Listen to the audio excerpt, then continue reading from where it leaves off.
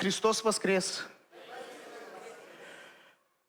Вот так мы будем приветствовать друг друга до Троицы. Христос воскрес. Напоминать друг другу, что Он живой, у Него все в порядке, чувствует себя хорошо, не переживает ни о чем. Очень надеюсь, что Он радуется всеми нами. Молодцы. Я уже 2000 с лишним лет назад как воскрес, а вы все еще об этом провозглашаете. Я думаю, Он рад этому. Аминь. Но я сегодня хотел бы прочитать одно место Писания. Почему так важно это воскресенье? Апостол Павел задавался этим вопросом, когда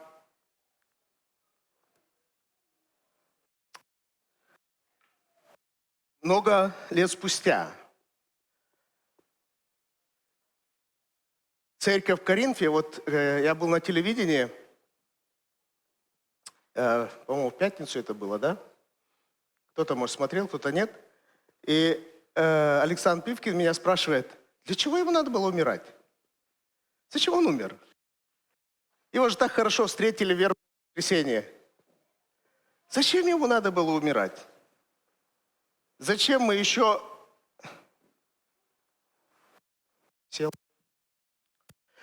Зачем мы еще... Зачем такой большой на свою душу, что убили Иисуса? Я не знаю, смог ли я ему ответить, но я не хотел слишком далеко заходить. Но этот вопрос актуальный, оказывается. Для нас, христиан, часто бывает такое, что мы, как бы для нас само собой разумеется, Иисус умер, Иисус воскрес. Для чего Он умер? Что более чудесно? То, что Иисус умер или что Он воскрес? Как вы думаете? Что более удивительно? Мнения разделились? Голосовать не будем? Был такой учитель, епископ Антоний Сурожский. Наверное, слышали все его. Он современник Василия Ивановича был. И вот он говорил, что смерть Иисуса намного более удивительнее, чудеснее и непонятнее, чем воскресение. То, что Он воскрес, это как бы по-другому быть. Бог воскресил Его. Но как Он мог умереть? Как Бог мог умереть? И для Антония, отца Антония, это было большим удивлением. И Василий Иванович, его современник, тоже подчеркивал и говорил, смерть Иисуса намного более удивительнее и непонятнее для нас. Непонятливые, как это может быть, что Бог умер. Этого же быть не может. Потому что смерть властвует только над грешным человеком. И в самом начале, когда человек еще даже не совершил грех, Бог сказал, смертью умрешь. Смертью умрешь. Странное сочетание. Умрешь, умрешь. По-еврейски там так и есть. Умрешь, умрешь. То есть в еврейском языке дважды повторяется одно слово. Это говорит о том, что это вот тотально. И Адам, вкусив из плода, который был запретен для него, он физически не умер, но стал смертным и умер для вечности. А Христос, сказано нам, без греха. Как же Он мог умереть? Как Он мог умереть? И вот для нас всех это великая тайна и великая истина в этом открывается в вопросе искупления. Что некто взял на себя то, что не его. Взял на себя нашу смертность. Взял на себя наши грехи. Взял наше проклятие на себя. И только так Он мог умереть. Он не умер своей смертью. Он умер нашей смертью. Я не знаю, насколько это понятно нам. Смерть Иисуса свидетельствует о том, что за каждого из нас кто-то умер безвинный. А то, что Он воскрес, Он как бы утвердил то, что победил грех и смерть. Но воскресение Его весьма важно для нас всех. Потому что если воскресения бы не было, а только была бы смерть, она бы не была утверждена на небесах, как победа для нас всех. Что смерть, оказывается, не всесильна. Смерть, оказывается, не может удерживать человека навсегда, навечно. Оказывается, смерть ограничена в своих знаниях и в своей власти. Очень часто мы же, когда сталкиваемся со смертью, как-то тушуемся даже, да? Мы чувствуем, что у нее есть огромная власть. Она нас придавливает. Мы, встречаясь со смертью, когда мы слышим о смерти близких, друзей, мы не радуемся, мы печалимся, что человек вошел в смерть. И у нас печаль большая. Но только у христиан есть эта великая вера, что это не навсегда, что произойдет воскресение. Почему? Потому что есть первенец из умерших, который воскрес. И вот апостол Павел об этом пишет в 1 Коринфянам с 15 главы. Он говорит так.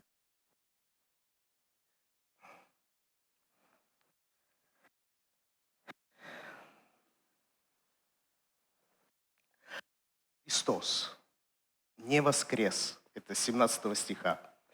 Если Христос не воскрес, то вера ваша тщетна, вы еще во грехах ваших.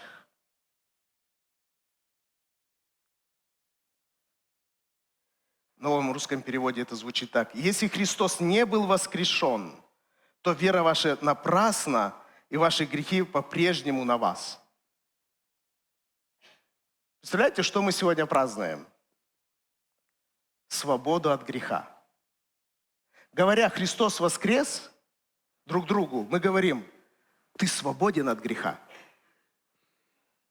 Каждый раз, когда мы говорим «Христос воскрес», мы говорим: ты свободен от греха.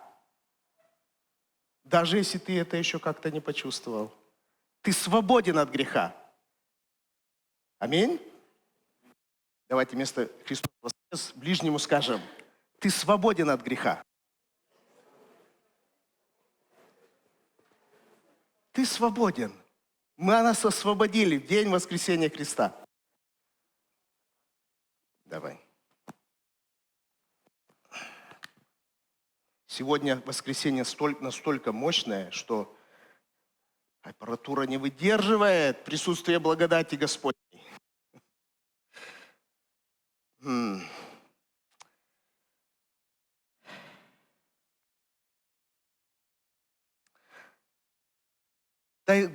Дальше он продолжает, кто умер во Христе, то есть веруя во Христа. Они верили во Христа, что Он хороший учитель, прекрасный учитель, не совершил ничего дурного. Он говорит, если они верят так, но не верят в воскресение, они тоже погибли. То есть, другими словами, он говорит, когда мы говорим друг другу, Христос воскрес, то мы говорим, ты будешь жить вечно. Во-первых, свободен от греха. И во второй смысл, когда мы говорим «Христос воскрес», мы говорим «Ты будешь жить вечно». Можете так поздравить друг друга? Ты будешь жить вечно. Это хорошая новость. Правда же? И дальше он говорит, если мы надеемся на Христа лишь в этой жизни, то есть земной жизни, то мы находимся в более жалком положении, чем все прочие люди.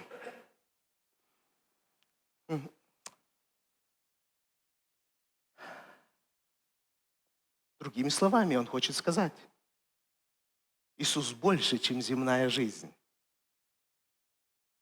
Он не только благословляет тебя в этой жизни, но и за пределами этой земной жизни.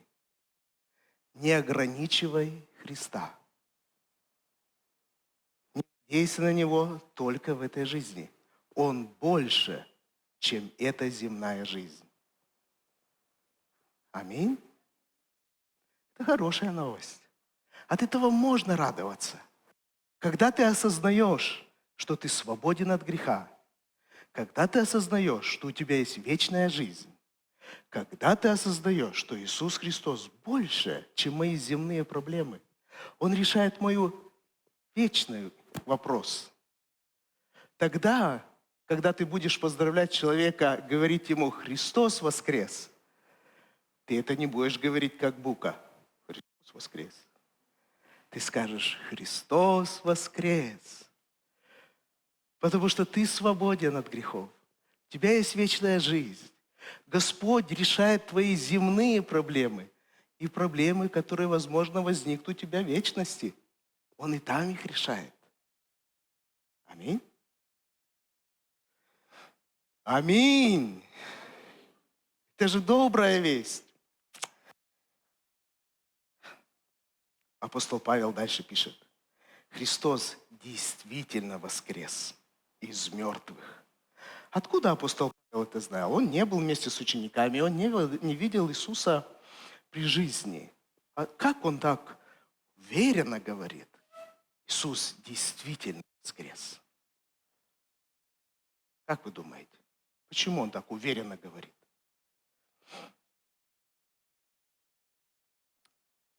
Он встречался с Иисусом? Да. Он шел в Дамаск, чтобы покарать христиан, которые, как он думал, предали веру отцов. Он хотел их наказать, посадить в тюрьмы, даже сделать, возможно, показательные казни. Вдруг Иисус останавливает его и говорит: Павел, Савл, тогда он еще был, я не позволю тебе идти дальше. У меня другие планы на тебя. Ты служить будешь мне. Мне нужны такие ревностные люди. Мне нужны люди, которые готовы идти ради своих убеждений на край земли. Но ты будешь идти на край земли не ради своих убеждений, а ради меня. Аминь. Поэтому замечайте, пожалуйста, людей ревностных, вот которые упертые до невозможности, делают свое дело, невзирая на что. Такие люди очень нужны для Царства Божьего. Господь говорит, такой человек не нужен. И он остановил и поговорил с этим Савлом. Савл, ты не можешь идти против меня. У меня есть планы на твою жизнь. И Савл сказал, что ты мне велишь сделать? Все, что он сказал, что ты мне повелишь сделать? Господь сказал ему, что надо делать. И после этого он стал великим апостолом, которого мы знаем как апостол Павел. Итак, он говорит, Христос действительно воскрес. Скажи соседу своему, Христос действительно воскрес.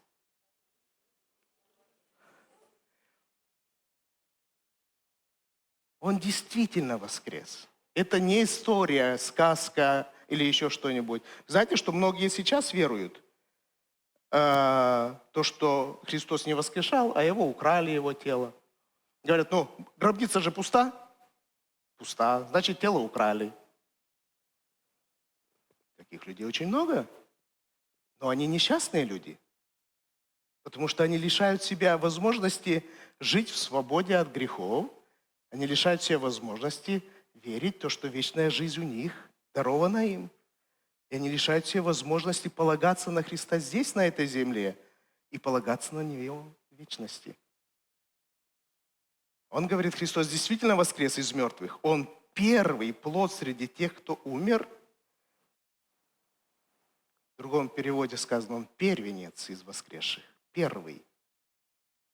Когда говорят первенец, когда говорят первый, что это значит? Будет ли он единственным? Это говорит о том, что после него обязательно последуют другие. Аминь. И вот мы очень верим, прямо стоим на этом, что мы в этой очереди, которых ждет еще воскресение. Мы в этой очереди. Мы очень хотим быть среди людей, которые воскреснут в первое воскресенье. Когда вы стоите, общаетесь с человеком, который вот-вот готов уйти в мир иной, пожелайте ему одно. Я желаю тебе, чтобы ты имел участие в первом воскресении. И тогда мы с тобой увидимся. Это самое великое пожелание.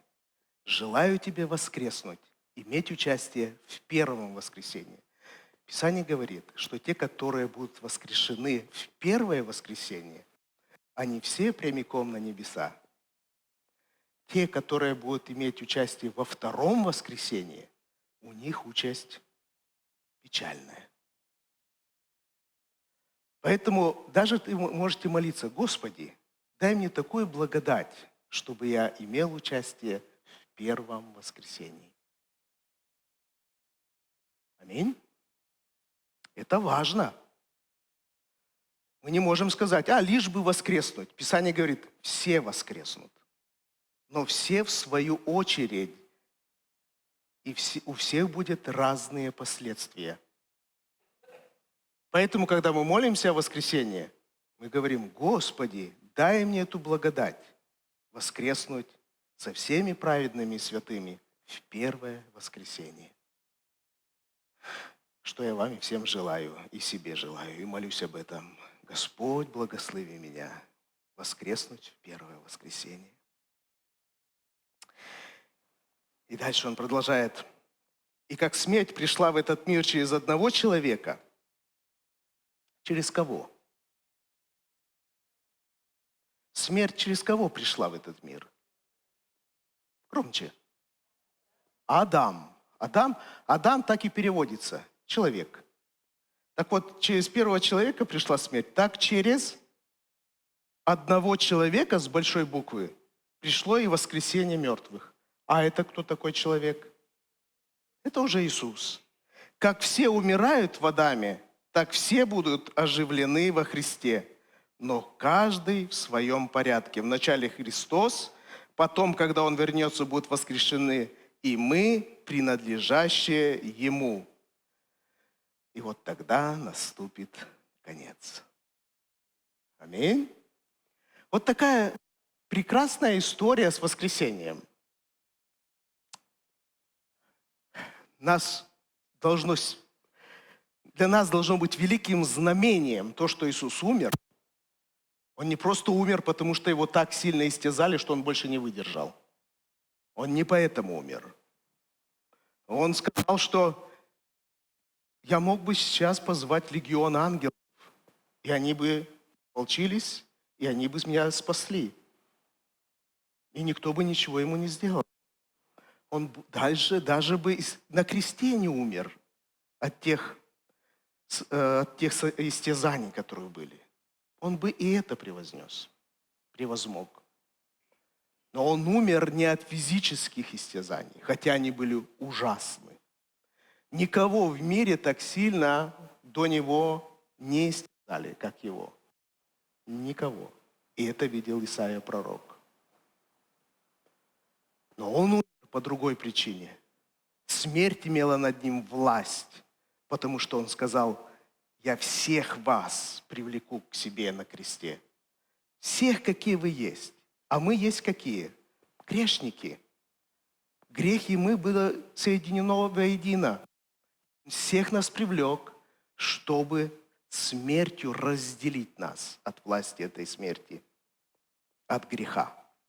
И сейчас он говорит, апостол Павел говорит, сейчас мы живем благодаря закону Духа и жизни. Не греха и смерти, как это было до креста, а благодаря Духу Божьему. Сегодня мы читали, Иисус, когда встретился с учениками, первое, что Он сделал, Он дунул в них и сказал: примите Духа. Вот благодаря этому Духу мы сегодня живы, и благодаря жизни, которую мы видим в воскресении, восстала. Благодаря этому сегодня здесь. Поэтому мы сегодня благодарим Бога и говорим: спасибо тебе, Господь, за то, что ты нам даешь свободу от наших грехов. Спасибо тебе, Иисус, что ты даешь нам вечную жизнь. И об этом всем говорит твое воскресение. Спасибо, Господь, что я могу полагаться не только на этой земле, на тебя, но и знать, что моя вечная жизнь тоже зависит только от тебя. Аминь. Вы так сильно задумались, как будто я что-то новое вам говорю. Это 2000 лет уже говорено. Но вы так меня слушаете, как будто либо не верите мне, говорите: что ты такое говоришь, христианство не в этом. Либо что-то совершенно новое вы слышите. Вы так задумались. Вы о чем задумались? О воскресении или смерти? Прямо вот вижу, прямо вы куда-то ушли от меня. Куда-то вот, я не знаю, где вы сейчас, то ли там у гробницы, то ли уже в воскресенье первом, где вы, ну как-то вас вот, вы куда-то ушли. Я потерял вас, я здесь. Поэтому я поздравляю вас от всего сердца. Очень рад за вас. И за себя очень рад, что я живу во времена, когда воскресение, первое воскресение Христа произошло, и я жду воскресения первого.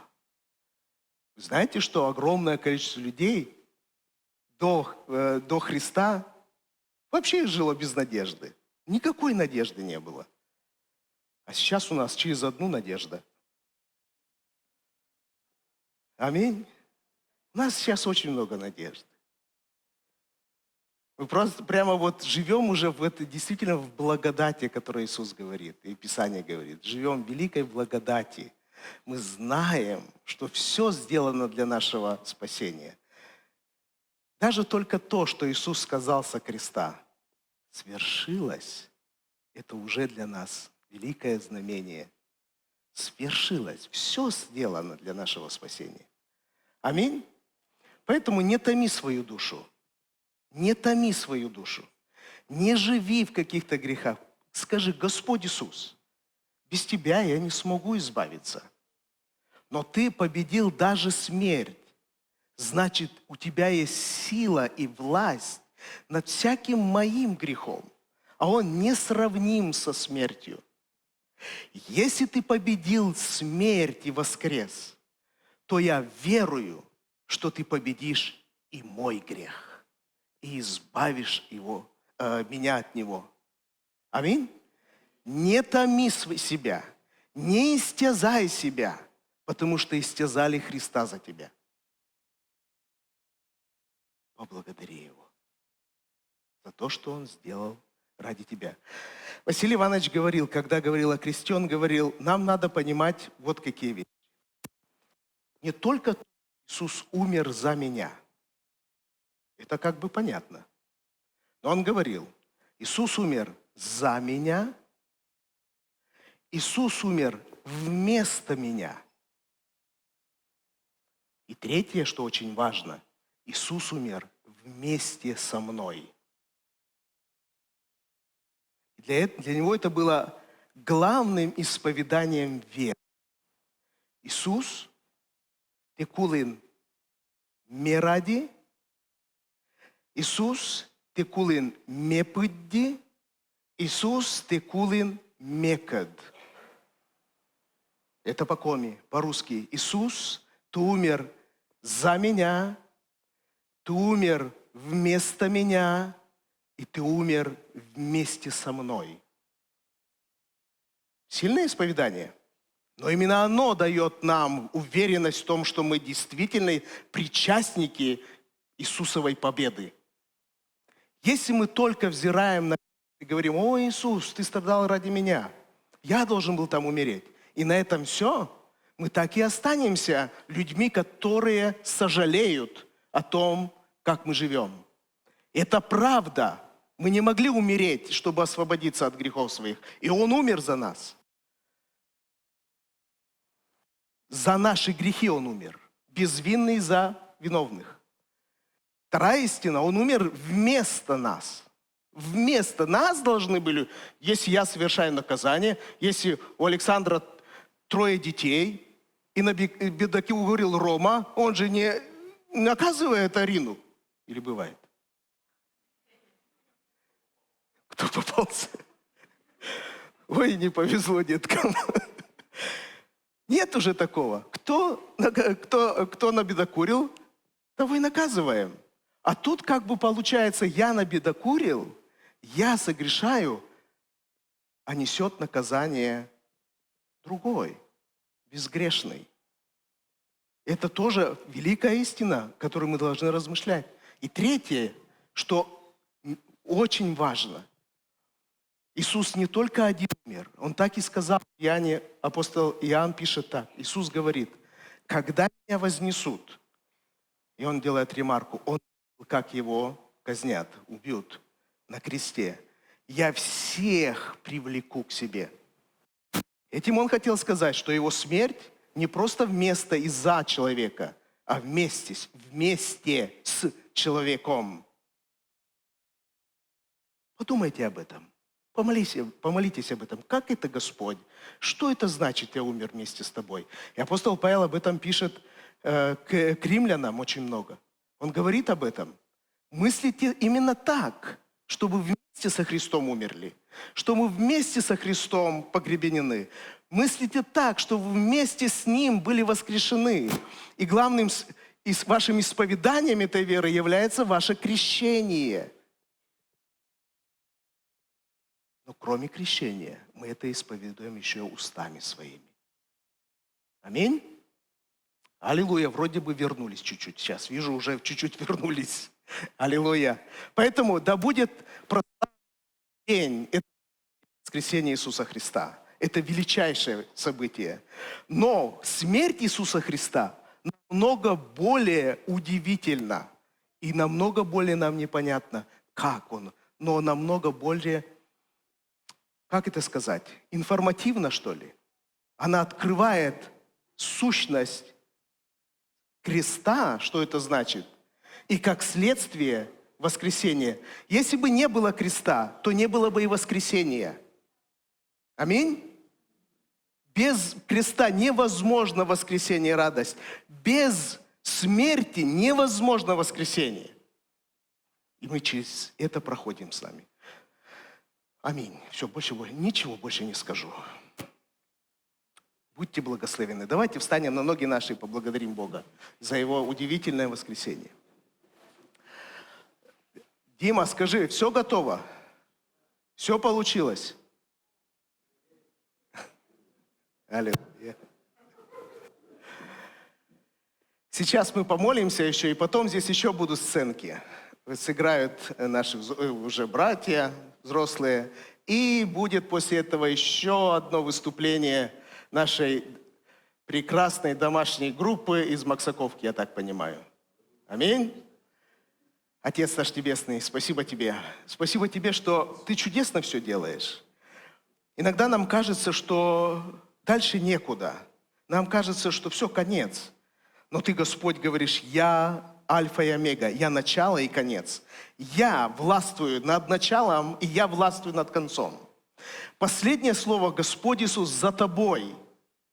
Ты говоришь, и так будет.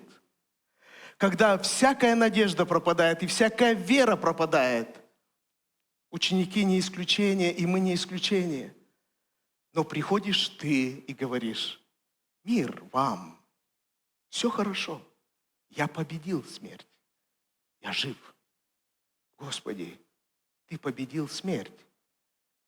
Ты даровал нам, Господь, понимание того, что мы свободны от власти греха, свободны от власти дьявола.